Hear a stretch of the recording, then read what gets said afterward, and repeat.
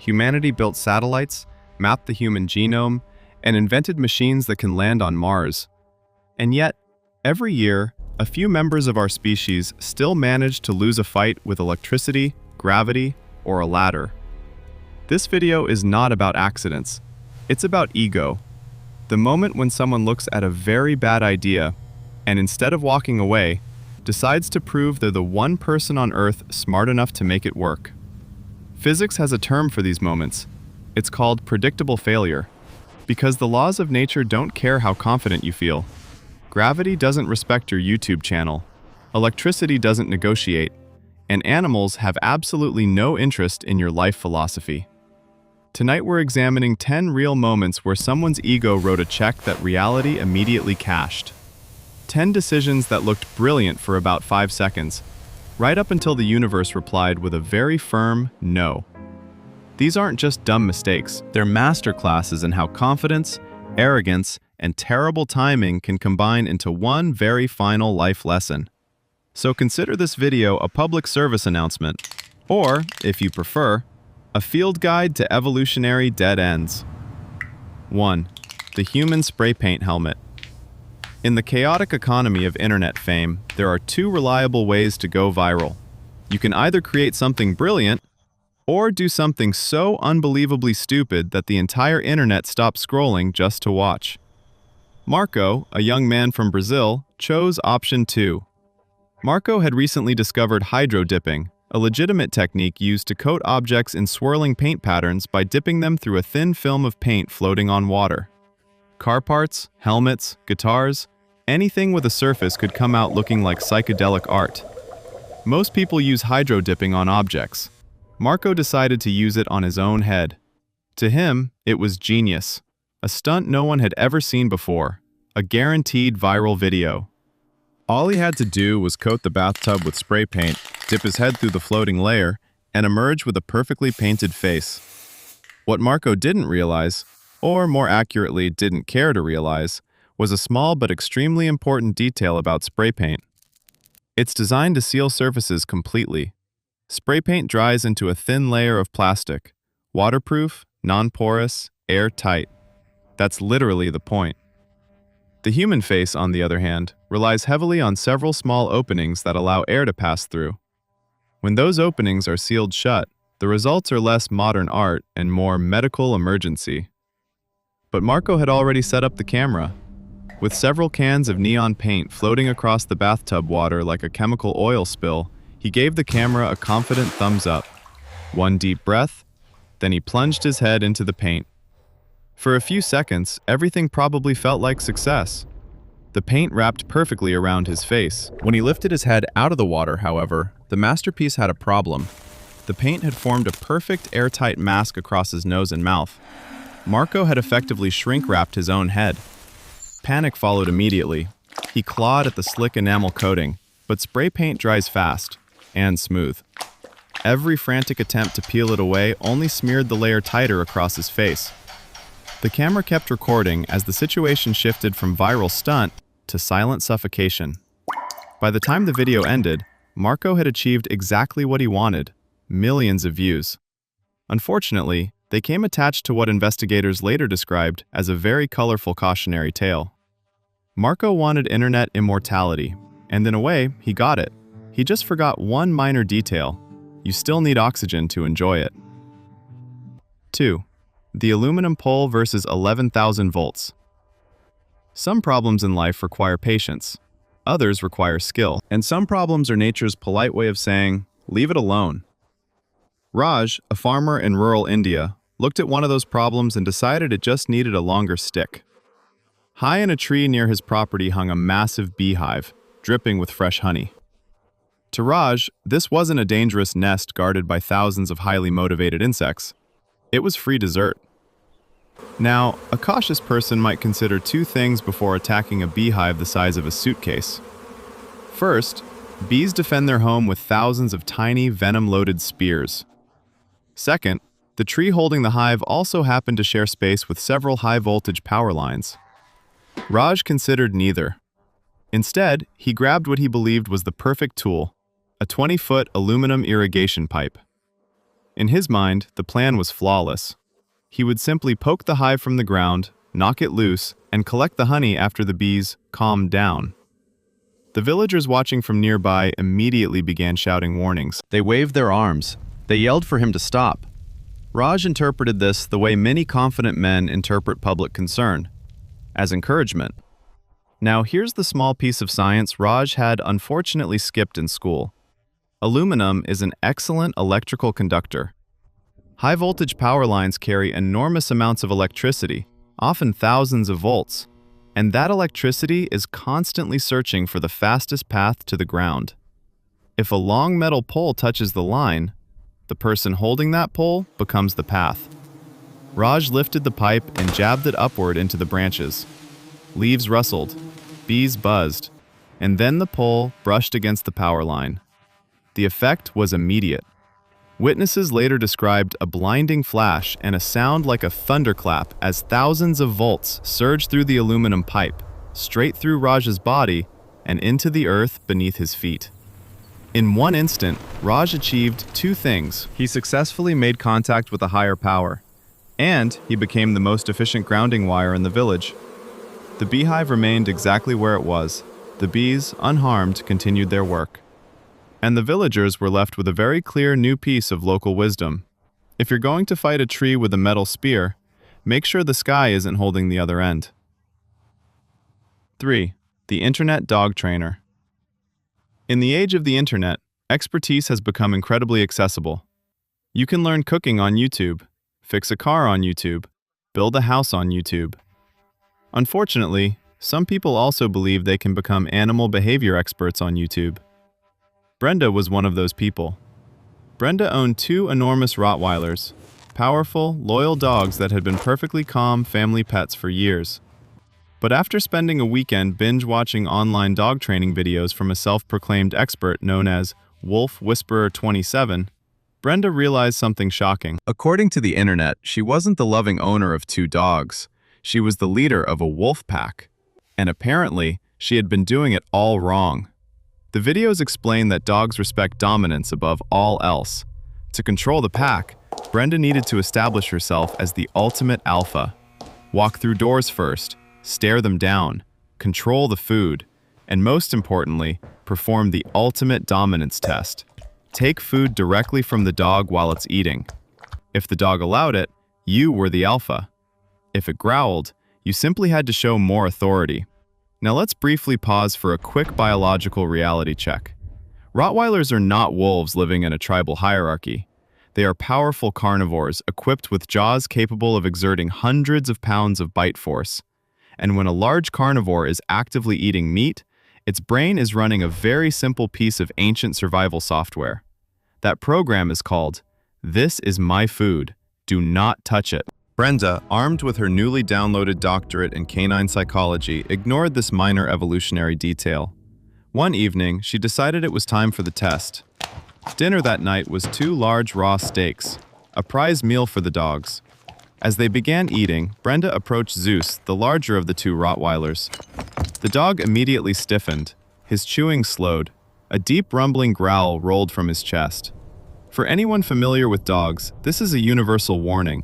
Back away, now. But Brenda had watched the videos. This, she believed, was the moment of challenge. With the confidence of someone who had read exactly 3 blog posts on wolf behavior, she reached down to grab the steak from Zeus's mouth. In that instant, Zeus stopped being a pet. He became exactly what his instincts had trained him to be. A predator protecting food from a threat. The reaction was immediate. The bite was fast, violent, and brutally efficient. Not out of malice, but instinct. Paramedics later described the scene as a tragic demonstration of what happens when internet advice collides with biological reality. Brenda had attempted to prove she was the alpha of the pack. Unfortunately, evolution had already chosen someone else. And it turns out the comment section was right about one thing. Sometimes the dog wins the argument. 4. The Lightning Insurance Plan. Insurance fraud, when done well, requires planning. You need a believable story, convincing evidence, and ideally a basic understanding of the laws of physics. Isabella, a woman from Naples with mounting debt and a very active imagination, had exactly one of those things. Her plan was simple. She would file an insurance claim stating that she had been struck by lightning. Lightning strikes are rare, dramatic, and most importantly, difficult to prove. If she could show some convincing burn marks and claim the event happened during a storm, the payout could solve a lot of financial problems. There was just one minor complication. She had not actually been struck by lightning. But Isabella wasn't going to let a small detail like reality ruin a perfectly good scam. She just needed to create some evidence. Now, lightning is a discharge of millions of volts of electricity. It lasts only fractions of a second, but carries enough energy to split trees, melt sand into glass, and leave very distinct burn patterns. Isabella's understanding of this phenomenon was slightly simplified. Her idea was to simulate the effect with something far more accessible: a wall outlet. For those unfamiliar with electrical systems, the typical European outlet carries around 230 volts of alternating current. That's far less dramatic than lightning, but still more than enough electricity to do serious damage. And Isabella had the perfect tool to conduct it: a metal fork. In her mind, this would work like special effects makeup. She would touch the fork to the outlet briefly, get a small shock, maybe a little burn, and voila, a convincing lightning injury. Let's pause for the science Isabella skipped. Electricity loves metal, and once alternating current enters the human body, it doesn't politely tap you and leave. It floods the nervous system, forcing muscles to contract violently. One of the most dangerous effects is called tetany. The muscles in your hand clamp shut, making it impossible to let go of whatever object you're holding, which is exactly what happened the moment Isabella pushed the fork into the socket. The electricity surged through the metal, into her hand and through her body, instantly locking her grip in place. Instead of a quick zap, Isabella had effectively plugged herself directly into the power grid. The current coursed through her muscles and nervous system, overwhelming her heart and respiratory control in seconds. By the time neighbors noticed something was wrong, the situation had already resolved itself. Investigators later concluded that Isabella had, technically, succeeded in creating very convincing electrical injuries. The insurance company, however, never processed her claim, not because they doubted the evidence, but because their policies had a very specific clause regarding deaths caused by the improper use of kitchen utensils and electrical outlets. In the end, Isabella did experience a lightning-like event, just with a slightly shorter voltage and a much longer regret. 5. The bakery fermentation disaster. Some criminals are masterminds. They plan every detail, execute flawlessly, and disappear before anyone realizes what happened. Leo was not one of those criminals. Leo was what experts might classify as an opportunistic idiot. One night in a small Italian town, Leo noticed that the back window of a local bakery had been left slightly open. Inside, he could see the glowing promise of an easy score: a cash register sitting unattended near the counter. Breaking in took about 10 seconds. Opening the register took 5. The total amount of money inside was approximately €3 and a receipt. At this point, a smarter thief would have accepted defeat and quietly left. Leo, however, was suddenly aware of something far more powerful than disappointment: the smell of fresh baking dough. The bakery's back room contained several massive tubs filled with raw bread dough slowly rising overnight for the morning rush. To a hungry man who had just failed at burglary, it looked less like preparation for tomorrow's bread and more like a free buffet. Now, before we continue, let's briefly talk about the magical organism responsible for bread: yeast. Yeast is a microscopic fungus whose entire life purpose is to eat sugar and release two things in return: alcohol and carbon dioxide gas. This process, called fermentation, is what makes bread dough expand and beer bubbly. Under the right conditions, warmth, moisture, and sugar, yeast becomes extremely active. Coincidentally, those conditions are almost identical to the environment inside a human stomach. Leo, unfortunately, did not know this. Standing alone in the quiet bakery, he began eating, and not just tasting. Leo shoveled raw dough into his mouth by the handful. Sticky, sweet, and slightly warm, it went down quickly. The more he ate, the more his hunger encouraged him to continue. By the time he finally stopped, he had consumed a quantity of dough large enough to make several full loaves of bread. Satisfied and full, Leo curled up in the corner of the bakery and fell asleep. That's when the yeast woke up. Inside his stomach, the dough had everything it needed: heat, sugar, and time. The yeast began feeding aggressively, releasing large volumes of carbon dioxide gas. Leo's stomach started expanding. At the same time, fermentation was also producing ethanol, effectively brewing alcohol directly inside his digestive system. While he slept, two things were happening simultaneously. First, his stomach was inflating like a balloon as gas pressure increased. Second, his bloodstream was slowly filling with alcohol produced by the yeast. By morning, Leo had become something very unusual: a living fermentation tank. The expanding gas placed enormous pressure on his organs, compressing his diaphragm and restricting his ability to breathe, while the rising alcohol levels suppressed his nervous system. When the bakery owner arrived at dawn, the scene inside was confusing. The register had been broken into, but the real mystery was the silent figure lying near the tubs of dough. Leo had broken in hoping to steal money. Instead, he became the only known burglar to be defeated not by the police, but by the science of baking. 6. Revenge, gasoline, and a power drill. There are many ways to handle betrayal. Some people cry. Some people leave. Some people write long, emotional messages at 2 in the morning that they later regret. Sophia chose a different approach. She chose explosives. Sophia had recently discovered that her husband in Milan had been having an affair. The emotional shock quickly evolved into something far more volatile: a slow-burning rage that demanded a target. Conveniently, that target was parked in their garage. His pride and joy, a meticulously restored vintage Alfa Romeo. To her husband, the car was sacred. He polished it every weekend. He talked about it the way some people talk about their children. The paint gleamed, the chrome shined, and the engine had cost more than most small vacations. Sophia decided the car was going to die. The destruction started small. She dragged a key along the side, carving a jagged silver scar across the perfect red paint. She slashed the leather seats with a kitchen knife. She punctured the tires and listened to the slow hiss of escaping air. But after a few minutes, she realized something. The car was still intact. Her rage demanded something final. She wanted to destroy the heart of the machine, the engine. And to do that, she needed to drain the fuel. That's when she spotted the tool that would elevate this act of revenge from vandalism to catastrophic engineering: a power drill. Her plan was simple.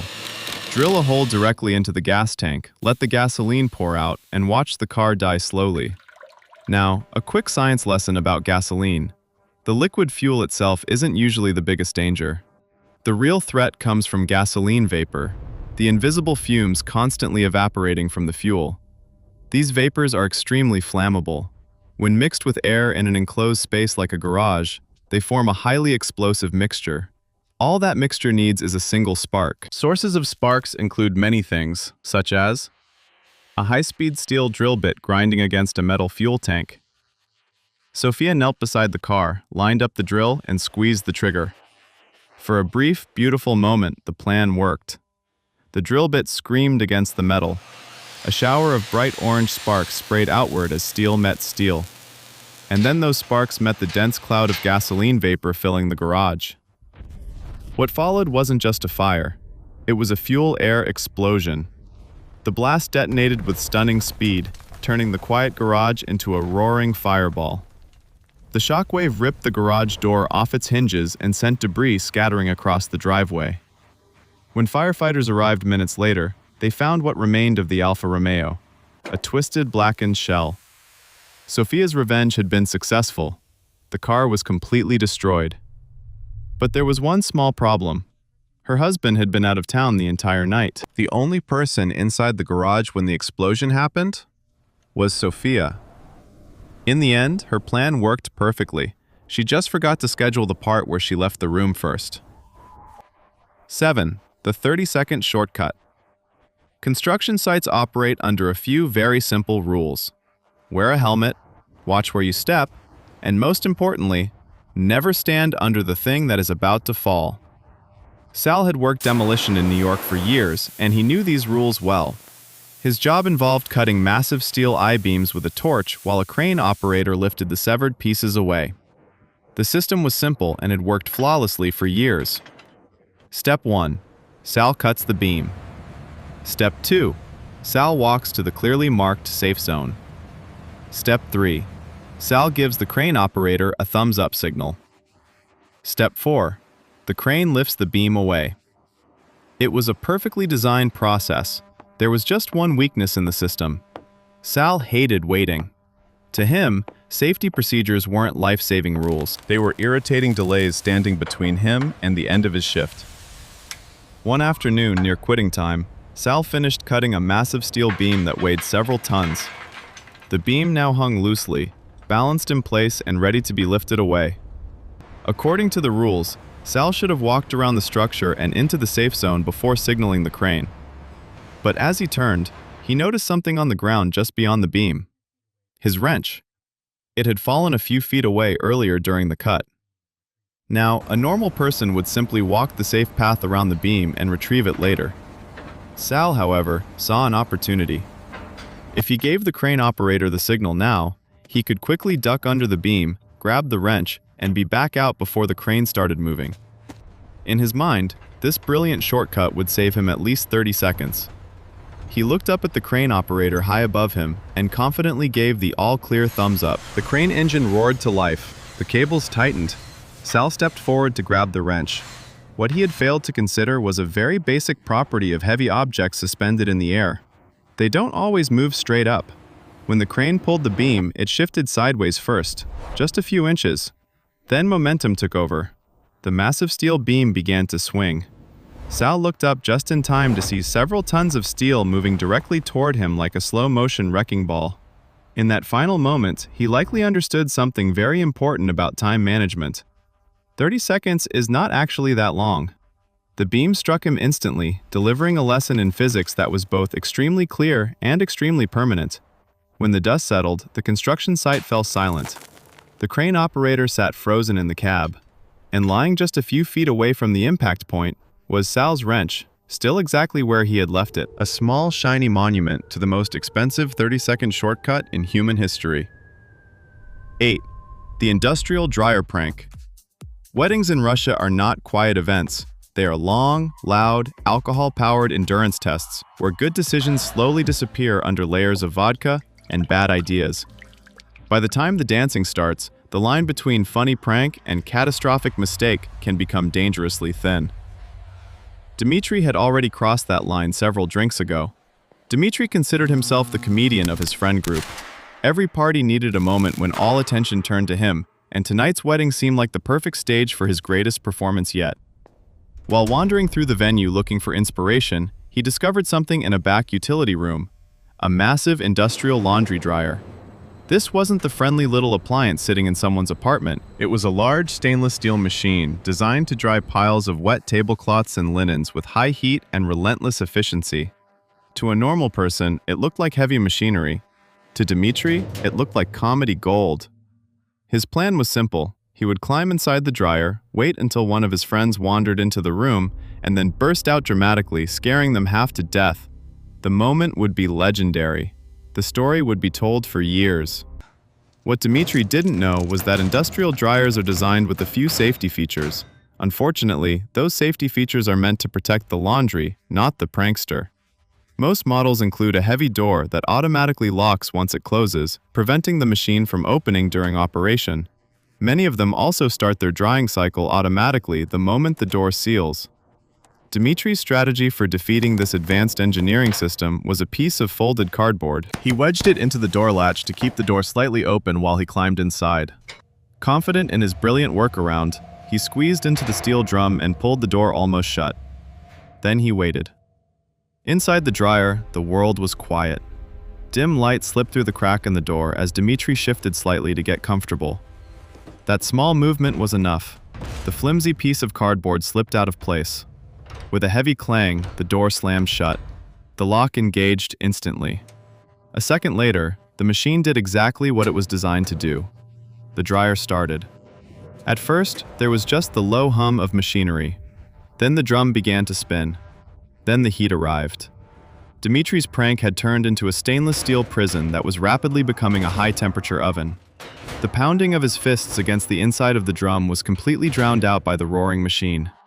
Outside the room, the wedding continued. Music played. Glasses clinked. Guests danced and celebrated. Meanwhile, Dmitri was inside a rotating industrial dryer, performing the most committed slapstick routine of his life, one that no one else could hear. By the time anyone finally discovered the machine hours later, the prank was over. In a darkly ironic way, Dmitri had achieved exactly what every comedian dreams of. He had delivered a performance no one would ever forget. The only problem was that no one saw the joke coming, and Dmitri never got to hear the laughter. 9. The one-ton selfie. The modern world has created a new kind of competition. It's not about who is the smartest, strongest, or fastest. It's about who can capture the most impressive photo. And for aspiring influencers like May, the perfect photo was worth almost anything. May was traveling through a scenic hillside plaza in China, a place famous for its sweeping staircase that descended hundreds of feet down toward the city below. At the top of the stairs were several large decorative stone spheres, massive granite balls placed along the edge as part of the landscape design. They looked ancient, heavy, completely immovable. Each one weighed well over a ton. To the city planners, they were decorative architecture. To May, they were content. Standing beside one for a selfie would have been nice. But nice doesn't go viral. Viral requires something a little more dramatic. May decided the best shot would be taken on top of the sphere. The image in her mind was perfect. She would stand triumphantly on the stone ball, arms stretched toward the sky, the long staircase cascading behind her like a cinematic backdrop, a symbol of fearless adventure. What May didn't realize was that the stone spheres weren't anchored to the ground. They rested inside shallow grooves, held in place mostly by their own weight, and the assumption that no one would be foolish enough to climb them. In other words, they were essentially giant granite bowling balls. As May scrambled onto the smooth, curved surface, she shifted the center of gravity just enough to break the delicate balance. At first, the sphere moved only slightly. A low grinding sound echoed as several thousand pounds of stone rolled forward an inch. Then another. And then gravity decided it was time to participate. The sphere began to roll toward the staircase. May immediately realized the problem, but by then she was no longer posing for a photo. She was clinging to the top of a one-ton object that had just begun accelerating downhill. The stone ball reached the first step, and then it bounced. Once, twice. Then it turned into a runaway boulder thundering down the long staircase, smashing into steps and railings as it gained terrifying momentum. Witnesses described the scene as something straight out of an action movie. A massive stone sphere crashing down the stairs while May clung to it in a desperate attempt to stay alive. The ride ended at the bottom of the staircase when the boulder finally slammed into a solid concrete barrier. The impact stopped the stone sphere instantly. May did not enjoy the same sudden braking system. Investigators later confirmed that she had succeeded in creating a very dramatic moment, just not the one she had intended. Her quest for the perfect photo had produced something else entirely, a reminder that gravity does not care about your follower count. 10. The perfect hiding spot. There are two types of criminals in the world. The first type plans carefully, studies escape routes, and understands that the most important part of a crime is getting away. The second type is Antoine. Antoine was a jewel thief operating in Paris, and one afternoon he attempted what professionals might generously call a smash and grab, with absolutely no plan for the grab part. The robbery itself lasted less than a minute. He rushed into a small jewelry boutique, scooped a handful of diamonds from the display, and ran for the door. Unfortunately, the police were already nearby. Within seconds, sirens filled the street, and Antoine found himself sprinting through the narrow Parisian blocks with several officers right behind him. Panic makes people creative. It also makes them extremely stupid. Antoine spotted an open storefront and darted inside without even looking at what kind of store it was. As he slammed the door behind him, he realized he had run into a high-end antique furniture showroom. And in the center of the room stood the perfect hiding place.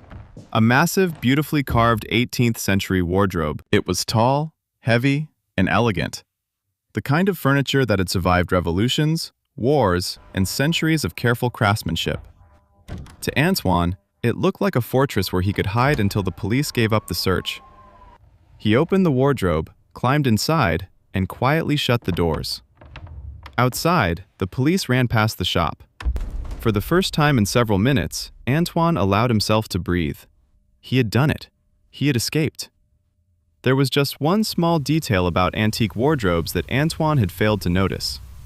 They were designed centuries ago to protect clothing from moths, dust, and humidity. To do that, they often seal very tightly when closed. And unlike modern closets, they do not have handles on the inside. A few minutes later, Antoine attempted to push the door open. Nothing happened. The thick wooden doors barely moved. He tried again, harder this time. Still nothing. What had seemed like the perfect hiding spot was actually a beautifully crafted, airtight box. Panic set in. He began pounding on the inside walls, shouting for help. But the heavy wood muffled the sound into dull thuds that no one outside could hear. Then the wardrobe began to move. 2 movers entered the showroom to collect the piece. It had been sold earlier that morning to a collector in Germany and was scheduled for immediate shipment. Antoine screamed as the wardrobe was lifted onto a dolly, but from outside the noise sounded like nothing more than the creaking of old furniture. The wardrobe was loaded onto a truck, sealed in a shipping crate, and transported hundreds of miles across Europe. Days later, when the new owner in Munich finally opened his magnificent antique purchase, he discovered that the wardrobe came with an unexpected historical artifact. Antoine. The thief had successfully hidden from the police, from the entire city, from the entire country, in fact. His getaway had been flawless.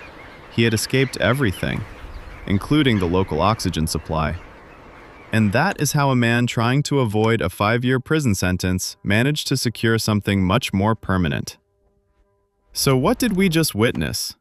10 completely different people, 10 completely different situations, 10 wildly different bad ideas. And yet, every single story followed the exact same blueprint. Someone had a moment where they could have stopped. A moment where common sense quietly raised its hand and said, maybe don't do that. But ego spoke louder. Marco believed the internet needed his painted face. Raj believed honey was worth fighting electricity. Brenda believed 3 YouTube videos made her a wolf pack leader. Isabella believed lightning could be recreated with kitchen utensils. Leo believed raw dough was just unfinished bread. Sophia believed revenge required power tools. Sal believed 30 seconds was worth gambling against gravity. Dimitri believed a joke was worth climbing into industrial machinery. May believed a photo was worth climbing onto a 1-ton stone ball. And Antoine believed the perfect hiding spot didn't need an exit. Different countries, different lives, different personalities. But they all shared one fatal ingredient: confidence without understanding. Not ignorance, not bad luck. Confidence. The quiet belief that the rules of reality somehow apply to everyone else. Humanity has accomplished incredible things. We built airplanes, we split atoms, we landed machines on another planet. But every so often, someone decides to challenge something much simpler. Gravity, electricity, animals, chemistry, and occasionally, a wardrobe. The people in this video didn't die because they lacked intelligence. They died because they believed they were the exception, that the rules didn't apply to them. But the universe runs on a very strict accounting system. You can ignore physics, you can mock warning signs, you can even laugh at common sense, but eventually, reality cashes the check, and ego always writes it in permanent ink. If you had to nominate one of these for the Darwin Awards Hall of Fame, which one would it be? More importantly, which one do you think was the least stupid? Make your case in the comments. And if this video made you feel just a little bit smarter by comparison, make sure to subscribe. Because next time, we're diving even deeper into the strange and fascinating ways people manage to lose arguments with reality